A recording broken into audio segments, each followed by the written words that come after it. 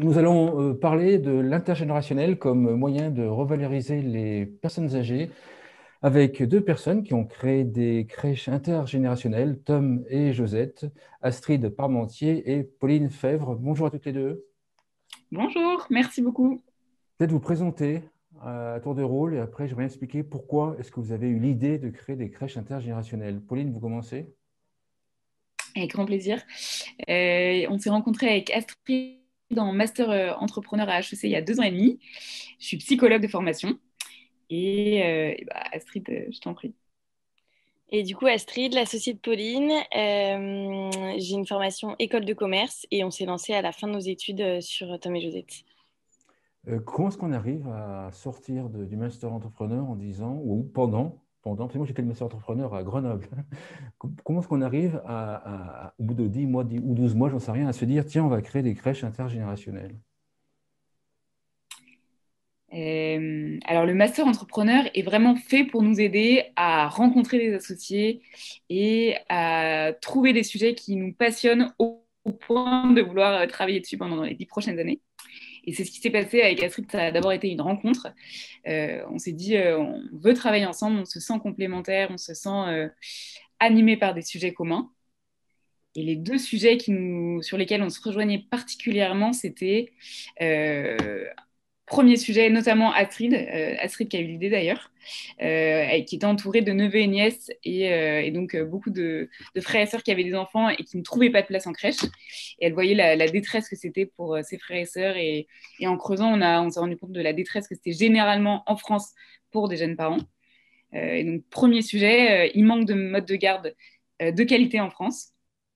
Et deuxième sujet, la prise, le soin des personnes âgées à partir du moment où ils quittent leur domicile. Et donc, toutes les deux des expériences de grands-parents en EHPAD. Astrid, sa grand-mère, était dans une maison de retraite. Et justement, elle allait la voir avec ses neveux et nièces et ça transformait la relation. À chaque fois, sa grand-mère était beaucoup plus vivante, beaucoup plus impliquée dans la relation quand elle allait la voir avec ses neveux et nièces. Et ça se voyait aussi d'un point de vue, c'est ce qu'on dit beaucoup, mais ça s'observait concrètement d'un point de vue moteur. Par exemple, son neveu qui allait faire tomber un objet, sa grand-mère qui habituellement avait plus beaucoup de force, allait se baisser pour le ramasser d'instinct, quoi. Donc on fait cette observation-là. L'intergénérationnel, ça réveille les personnes âgées, ça leur donne envie de s'impliquer, de prendre soin des enfants. Et de mon côté, une expérience de mon grand-père, de qui j'étais très proche et qui a beaucoup compté dans notre éducation. On a, tous mes frères et sœurs, on a tous une grande admiration pour lui. Et il était médecin.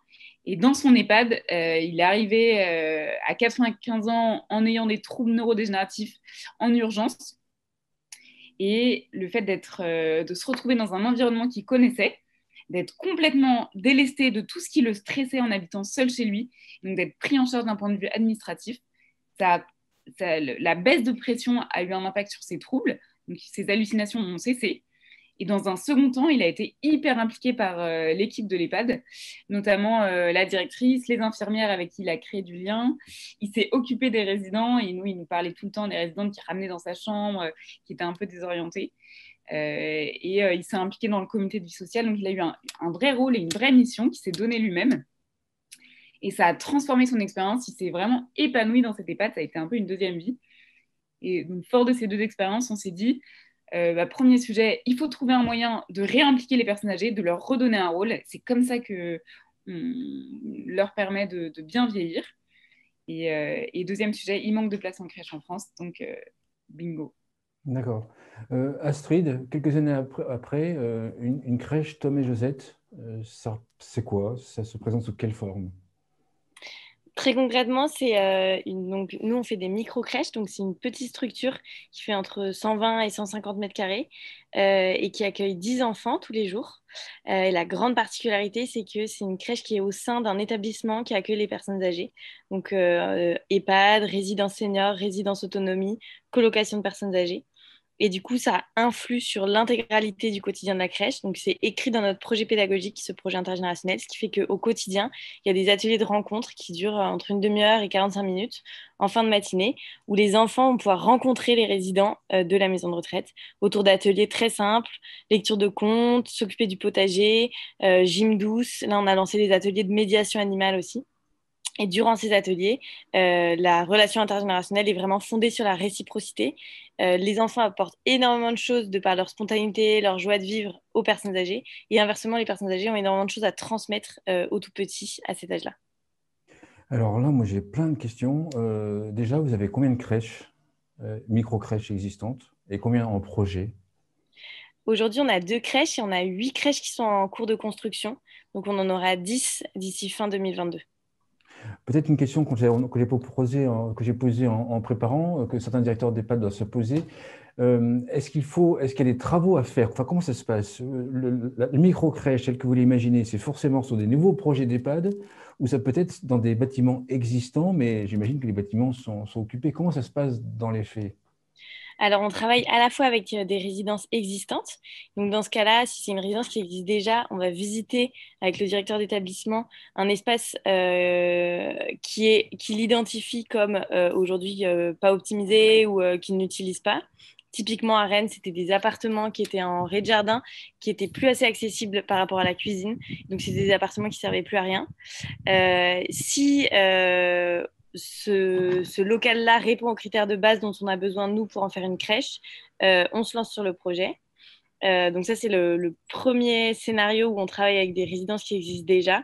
Le deuxième scénario, c'est on se lance dans des projets de construction. Là, on dessine les plans ensemble avec notre partenaire et on devient une aile du projet de construction. Avant de rentrer dans les détails, pourquoi Tom et Josette? Josette, c'est le prénom de la meilleure amie de la grand-mère d'Astrid dans son EHPAD. Et Tom, c'est mon petit frère qui s'appelle Thomas, qui a D'accord, proposé. d'accord, d'accord. Avec le recul, les facteurs clés de succès d'une micro-crèche dans un établissement pour personnes âgées ou seniors, parce que c'est aussi les résidences services seniors, les facteurs clés de succès, quels sont-ils? C'est de très bien communiquer à toutes les parties prenantes l'importance de l'intergénérationnel dans le projet. Donc, première partie prenante, l'établissement qui nous accueille, l'EHPAD. Donc, que le directeur de l'établissement soit au courant et aussi motivé à l'idée que l'intergénérationnel devienne un fondement de son projet d'établissement. Ensuite, le personnel soignant de l'établissement, les infirmières, l'animateur qui est le rôle clé dans ce projet, la psychologue. Du côté de la crèche, il y a les parents. Donc, s'assurer que chaque parent qui s'inscrit est au courant que c'est voilà, un projet phare dans le projet pédagogique et qu'il a envie de s'impliquer. Par exemple, à Rennes, là, la directrice de la crèche a demandé à toutes les familles de la crèche d'envoyer une petite carte postale. C'est volontaire, hein, chaque famille le fait ou ne le fait pas, mais une petite carte postale à l'EHPAD pour donner des nouvelles aux résidents des enfants. Et ensuite, il y a bien sûr le personnel de la crèche. Donc ça, c'est un gros boulot RH de bien communiquer sur la marque employeur et que les personnes qui postulent chez Tom et Josette soient animées par l'international et aient envie de le faire vivre au quotidien. Donc ça, Euh, c'est... Dans les faits, comment ça se passe? Il y a moins d'enfants que de résidents. Donc, en fait, c'est qu'il y a une partie des résidents qui participent aux activités. Enfin, bref, autre question, sur 100 résidents, combien est-ce qu'il y en a qui vont participer concrètement aux activités de la crèche? Micro. En fait, ça dépend. Au début, quand on arrive, il faut le temps de s'apprivoiser. Donc, généralement, on va avoir 4-5 résidents qui participent. Au fur et à mesure que la crèche est implantée, on a de plus en plus de résidents qui viennent. Et notamment, en fait, on rencontre pas forcément tous les résidents sur les mêmes ateliers. Par exemple, il va y avoir les 10 résidents qui viennent aux ateliers de médiation animale, les 10 autres qui viennent aux ateliers plutôt potagers. Donc, en tout, on touche peut-être une trentaine de résidents de l'EHPAD. On a aussi des ateliers avec typiquement des goûters avec l'unité Alzheimer protégée. Ah d'accord, c'est ma question aussi. Est-ce on peut imaginer des activités avec des personnes qui sont atteintes d'une maladie cognitive? Complètement. Avec le recul dans les deux crèches qui fonctionnent, qu'est-ce qui a changé dans l'ambiance de l'EHPAD et qu'est-ce que l'intergénérationnel a apporté à l'EHPAD, aux deux EHPAD? Très bonne question. Alors, je pense que déjà, il faut rester très humble. Là, typiquement, on se rendait compte, enfin, j'en parlais avec l'équipe tout à l'heure, mais on ne révolutionne pas la vie des résidents et la vie de l'EHPAD. Voilà. L'idée, c'est vraiment d'apporter de la vie, d'apporter de la joie et progressivement d'apporter un vrai changement dans la manière dont les personnes âgées vont se percevoir en leur faisant comprendre à quel point elles sont importantes pour les enfants. Et donc là, par exemple, il y a un résident à Rennes qui était hyper impliqué dans toutes les activités les 6 derniers mois et qui va pas bien du tout. Et donc voilà, bah, donc rester très humble, on révolutionne pas non plus, Bien ça sûr. reste de l'humain. Donc voilà. En revanche, on a l'impression que ça revalorise le métier de soignant parce qu'on veut vraiment faire un projet de qualité et qu'on veut, côté crèche et côté EHPAD, leur donner toutes les clés pour prendre le mieux, de la meilleure manière possible, soin des résidents et des enfants. Et donc, être par l'international, donner du sens à leur métier. Et donc ça, c'est une manière de limiter le turnover dans les établissements parce que c'est un projet qui fédère, qui leur donne envie de rester. C'est un moyen de diversifier leur mission aussi parce que du coup, il y a des rencontres quasiment quotidiennes entre les équipes de la crèche et les équipes de l'EHPAD. Elles déjeunent ensemble, donc ça élargit l'horizon. Donc voilà. Je ne sais pas si tu as des choses à rajouter, Astrid. Non. Concrètement, du côté de la microcrèche et des parents, est-ce qu'il y a un profil particulier des parents qui amènent leurs enfants dans ce type de microcrèche? Mais j'imagine dès le début, ils savent qu'il va y avoir des activités avec des personnes âgées. Est-ce que c'est une demande des parents? Est-ce qu'il y a est-ce qu'il y a un profil des parents qui vont mettre leurs enfants dans ce type de crèche? Ou est-ce qu'en fait, ils mettent dans ce type de crèche parce qu'il n'y a pas de place ailleurs ou autre raison? Généralement, on a des parents qui sont très sensibles au projet intergénérationnel. Au départ, ils viennent parce que ils sont spécialement en recherche de place en crèche, ça c'est sûr. Et derrière, quand on leur parle du projet intergénérationnel, la plupart sont très convaincus dès le départ. Et on a même des parents qui nous écrivent sur notre site en disant quand est-ce que vous ouvrez dans ma ville? Je veux absolument une place dans une crèche intergénérationnelle. En 2020, le Covid est arrivé. Et oui, on parle du Covid même dans mon émission, ça c'est assez rare, j'aime pas trop ce sujet-là. Donc, Covid, j'imagine que dans les deux crèches dans les deux micro-crèches qui fonctionnaient, comment s'est passée l'année 2020 et puis peut-être début 2021? Alors, en effet, en mars 2020, on n'avait toujours pas de crèche ouverte. Ah, d'accord. Bah, C'était en plus, vous avez ouvert pendant le Covid, d'accord. oui, c'était vraiment des slides. Ça faisait 1 an et demi qu'on disait on va ouvrir des crèches internationales. Paf, le Covid, il faut absolument fermer les EHPAD sur eux-mêmes. Et nous, on persévère sur cette idée-là en se disant non, non, c'est vital. L'international, c'est un vrai projet de société. Il faut qu'on persévère. Et le Covid, ça va avoir une durée limitée. Donc, on continue. Et tous nos partenaires nous ont suivis là-dessus. Tout le monde, dès le début, a eu en tête, c'est quelque chose qui va durer, ça va être de courte durée, et ça va avoir des effets dramatiques sur nos résidents. Donc, il faut absolument penser au coup d'après, et l'international et Tom et Josette, c'est une manière de redonner du souffle et de la vie après cette période qui va être difficile. Concrètement, les activités ont pu avoir lieu pendant Ouais. cette année en question. Enfin, concrètement, ça s'est passé comment? Donc, ça a ouvert en octobre, la première a ouvert en octobre 2020. Mhm. Et dès octobre, quasiment, non, on a laissé jusqu'à janvier, 2 mois, les 2 mois de confinement. Et à partir de janvier, il a commencé à avoir des rencontres internationales en extérieur. On a créé un potager international et c'est le lieu autour duquel les résidents et les enfants se sont retrouvés en extérieur, du coup, voilà, toute la durée. Et là, on ne fait toujours pas d'activité en intérieur. Dans 10 ans, ou 5 ans, 7 ans, enfin, on va dire 7 ans. Non, 7 ans, vous voyez comment? Comment Tom et Josette, dans 7 ans, c'est quoi? Dans ces temps, on aura notre objectif d'avoir une centaine de crèches un peu partout en France et d'être vraiment devenu une référence sur ce modèle intergénérationnel, d'avoir vraiment contribué à transformer le regard que porte la société sur le vieillissement et de porter une voix sur la pédagogie intergénérationnelle et ses bienfaits dans le développement du jeune enfant. D'accord. Est-ce que vous voyez aussi, c'est l'heure actuelle, vous savez, actuellement, il y a beaucoup d'EHPAD où le taux d'occupation a baissé dû au décès du Covid. Donc, beaucoup n'ont pas leur chambre entièrement occupée. Et il y a une réflexion à l'heure actuelle, chez certains, voire peut-être beaucoup d'entre eux, se dire comment est-ce qu'on revalorise, enfin, comment est-ce qu'on augmente l'attractivité de l'EHPAD.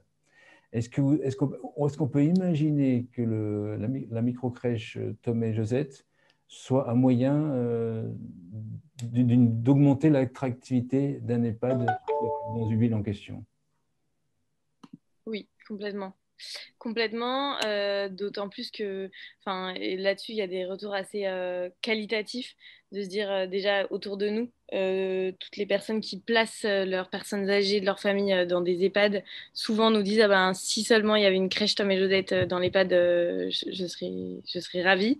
Et on se rend compte aussi que, bah, notamment à Rennes, quand des familles et des futurs potentiels résidents visitent l'EHPAD, il y a un passage obligé dans le jardin où on voit la crèche. Et du coup, on parle des ateliers intergénérationnels.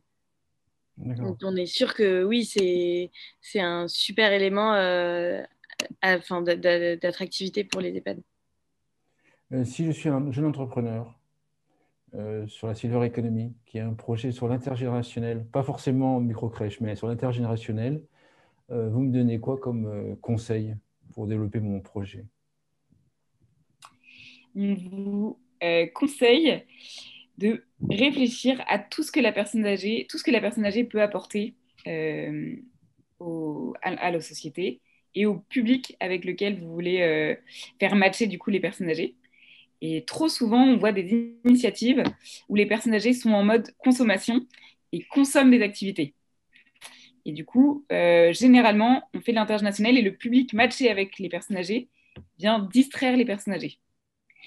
Et ça reste, et ça reste trop superficiel la manière dont on veut impliquer les personnes âgées. Nous, on est convaincus, en ancrant le projet international dans le projet pédagogique, que la personne âgée apporte, mais enfin, a vraiment toute sa place dans le développement du jeune enfant, et que sans aujourd'hui, si les enfants ne côtoient plus de personnes âgées, bah, c'est un vrai manque dans leur développement.